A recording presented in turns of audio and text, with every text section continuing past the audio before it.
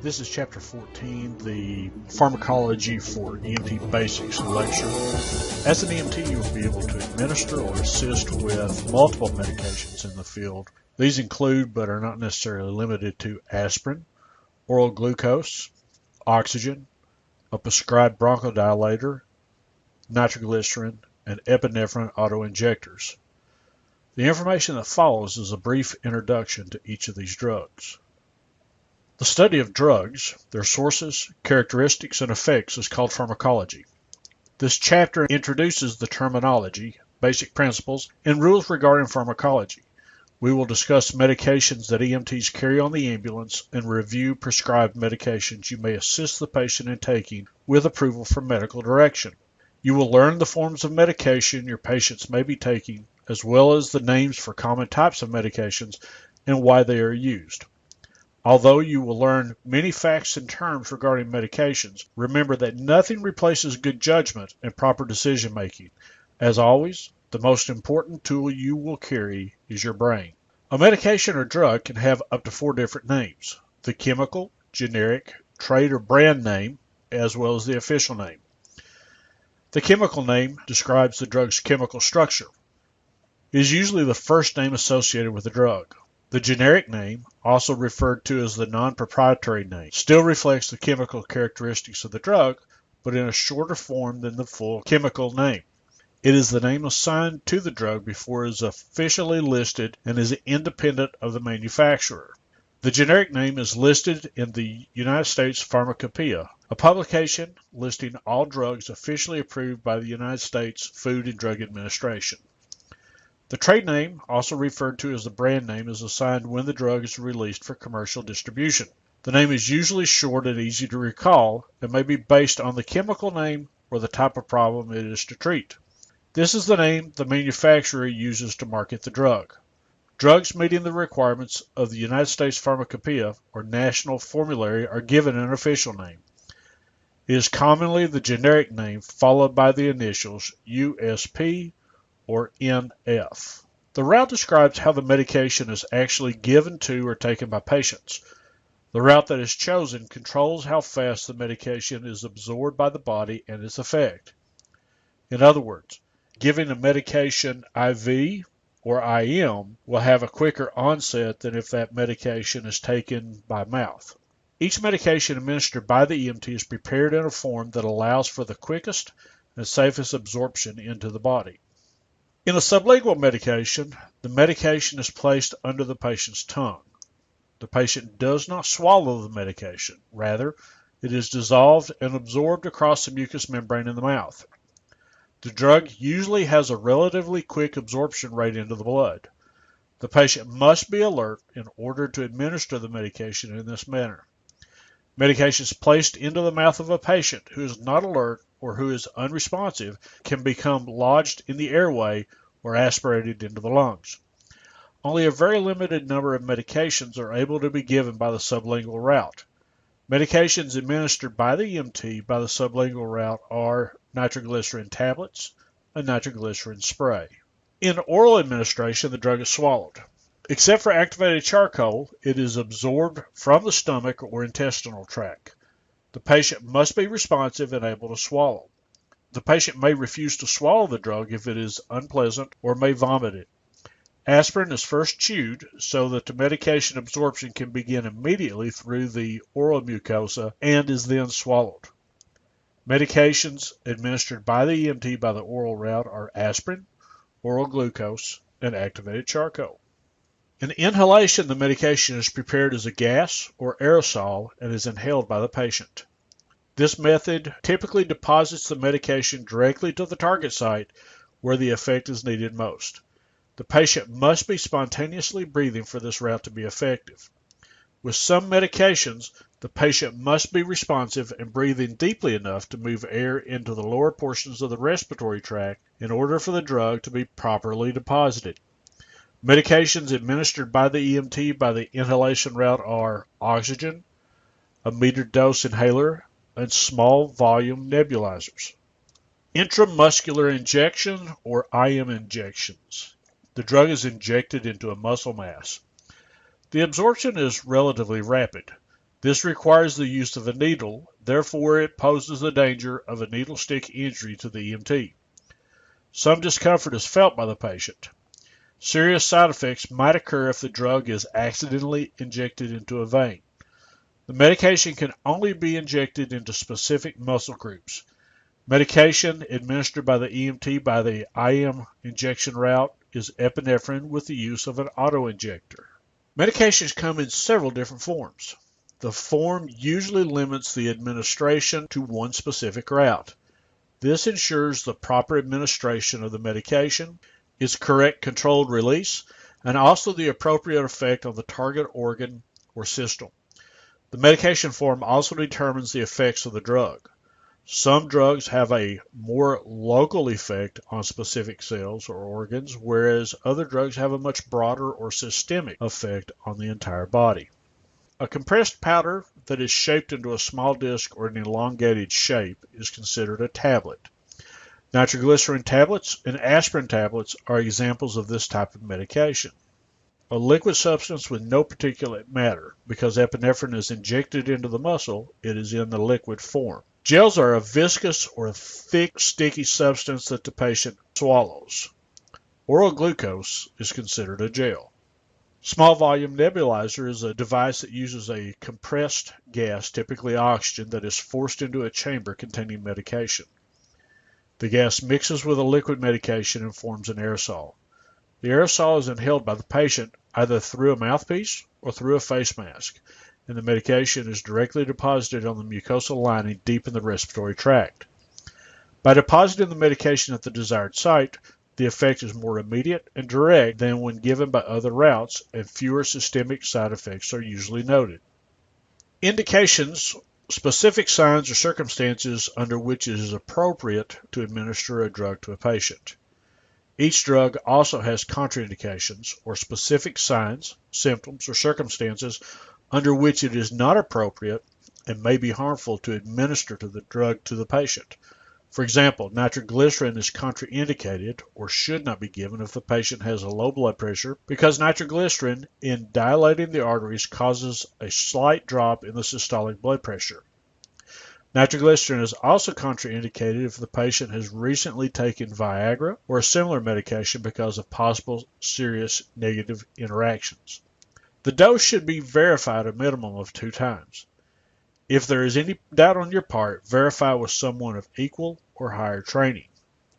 Medications come in different forms. Be sure that you're giving the right drug via the right route of administration. The action of the drug refers to how the drug works and on what organ systems.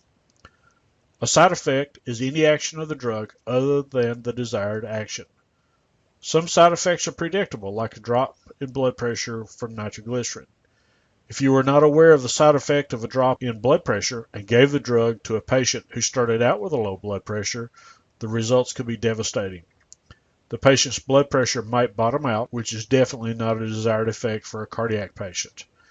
Often, medications have unintended effects, that is, the effects that occur in addition to the specific reason the drug was administered. Occasionally, such an effect can be classified as an untoward effect, or an effect that is not only unexpected, but also potentially harmful to the patient. Always ask, are you allergic to any medications? Remember this, once you give a medication, it is usually impossible to get it out of the patient. So it better not be one that they are allergic to. Always ask before giving a drug. The 5 rights before administering a drug to any patient. Confirm the order and write it down. Then check the 5 rights by asking yourself the following questions as you select a medication and confirm that it is not expired. Do I have the right patient? Does this medication belong to the patient? Is this the same patient medical direction approved a medical order for? Is it the right time to administer this medication? Have I made the right decision to administer the medication based on what I am seeing? Is it appropriate under these circumstances to give this particular medication? Is this the right medication? Did I pick up the right bottle? Am I sure this is going to be the correct medication? Is it the right dose? Have I double checked? Am I sure I am giving the right amount? Am I giving this medication by the right route of administration? It's important to keep in mind that patients do have the right to refuse any and all treatment, so they may refuse to take the medication. In that, you must honor their wishes. Keep in mind also that an additional right is to document the administration of the medication as well as what happened to the patient after you administered. This is very important for you to do. As far as age and weight, related considerations in pharmacodynamics is a study of effects of medications on the body. It's important to consider pharmacodynamics anytime you administer a medication. You should ask questions like, what effect will this medication have? How will it affect my patient? Remember that patient-specific factors can change how a medication will work.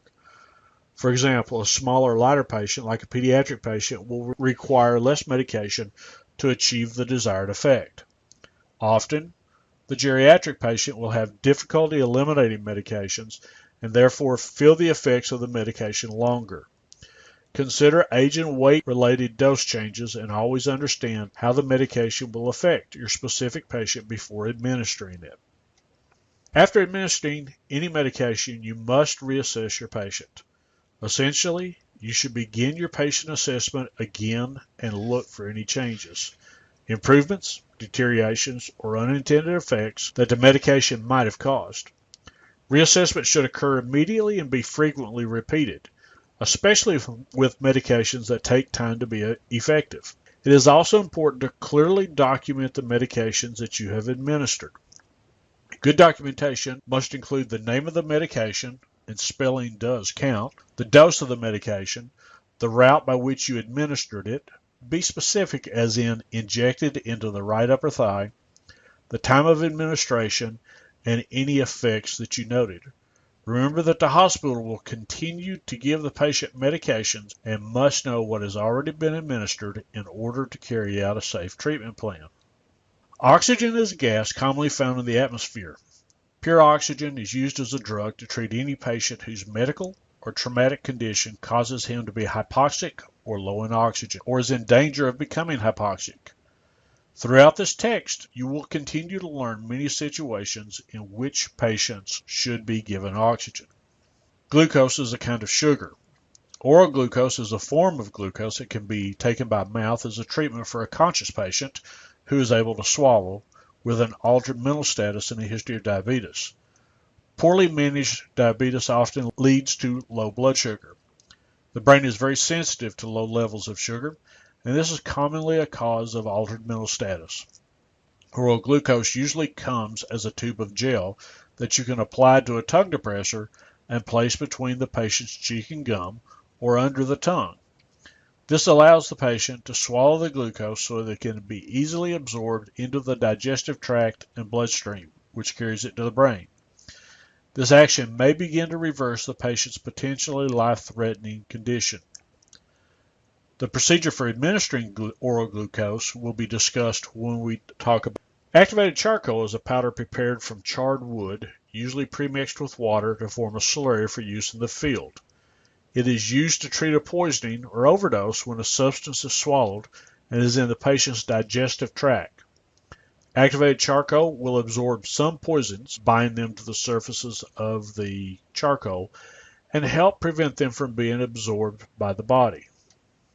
Many patients with problems such as recurrent chest pain or a history of heart attack carry nitroglycerin pills or spray. Nitroglycerin is a drug that helps to dilate the coronary vessels, which supply the heart muscle with blood. It is often called just nitro. A common trade name is nitrostat. The drug is taken by the patient when he begins to have chest pain he believes to be cardiac in origin. It is not uncommon for EMTs to treat patients who have already taken a nitroglycerin pill or who are carrying a bottle of nitroglycerin tablets and have not thought to try one. Many patients are instructed by their physician to take up to 3 nitroglycerin pills for their chest pain, and if the chest pain persists, to call EMS. Be sure to determine that the nitroglycerin is actually the patient's and not that of a family member or bystander. Also determine whether the patient has recently taken anything to treat erectile dysfunction. If so, he should not take nitroglycerin because of the possibility of serious negative interaction with these drugs. Since nitroglycerin causes the dilation of blood vessels, a drop in the patient's blood pressure is always a potential side effect of administration. If this should occur, you may need to lay the patient flat as you contact medical direction again for advice. You may need to seek permission from medical direction by phone or radio, or there may be a standing medical order that permits you to assist a patient with a nitroglycerin administration. Always comply with the protocols of your EMS system. It's important to keep in mind that we do not administer nitroglycerin to any patient who has a systolic blood pressure of less than 100. When a patient is highly allergic to something like shellfish, penicillin, or a bee sting, he may have a very severe reaction that may cause life-threatening changes in the airway and circulation. The reaction can be reversed by using epinephrine, a medication that will help to constrict the blood vessels and relax airway passages. Because severe allergic reactions may reach a life-threatening stage in a very short time, epinephrine must be administered quickly. Many patients who are prone to severe allergic reactions carry an epinephrine autoinjector. This is a syringe with a spring-loaded needle that will release and inject epinephrine into the muscle when the autoinjector is pushed against the thigh. EpiPen is the trade name of a commonly carried epinephrine autoinjector. Twinject is the name of an autoinjector that contains 2 doses of epinephrine. If you need to assist a patient with the use of an epinephrine autoinjector, be sure to determine the autoinjector is actually the patient's and not that of someone else's. Since epinephrine has a potent effect on the heart as well as the vascular system, increased heart rate and blood pressure commonly occur after its administration to the patient. You may need to seek permission from medical direction by phone or radio, or there may be a standing medical order that permits you to assist a patient with an epinephrine autoinjector. Always comply with the protocols of your EMS system. Patients can carry various medications to help them through a period of breathing difficulty. Most patients with diseases like asthma, emphysema, or chronic bronchitis carry a bronchodilator, a medication designed to enlarge constricted bronchial tubes, making breathing easier. Many of these medications can be carried in an inhaler, which contains an aerosol form of a medication that the patient can spray directly into his or her airway. Examples of these medications include albuterol and levalbuterol. Since many bronchodilators also have an effect on the heart, an increased heart rate and patient jitteriness are common side effects of the treatment. Be sure to determine that the inhaler is actually the patient's and not that of a family member or a bystander. You may need permission from medical direction to help a patient self-administer a prescribed inhaler. This permission from medical direction may come by phone or radio, or there may be a standing medical order that permits you to assist a patient with this type of medication. As earlier, always comply with the protocols of your local EMS system. We will get more into depth on bronchodilators when we discuss the COPD respiratory diseases a little bit later on. Many of you have taken a simple aspirin to relieve a headache or treat a fever. In the world of EMS, however, aspirin has a much more important role. As an EMT, you will administer aspirin to patients with chest pain of suspected cardiac origin. In the event that a heart attack is occurring, aspirin reduces blood's ability to clot and works to prevent the clot formation that causes damage to the heart. It is an exceptionally important medication under these circumstances. Fortunately, it is also very simple to administer. As ambulances typically do not carry drinking water, most services will carry chewable children's aspirin, and the patient will simply be asked to chew and swallow the appropriate dose. There are very few reasons not to administer aspirin to a patient having chest pain of a suspected cardiac origin.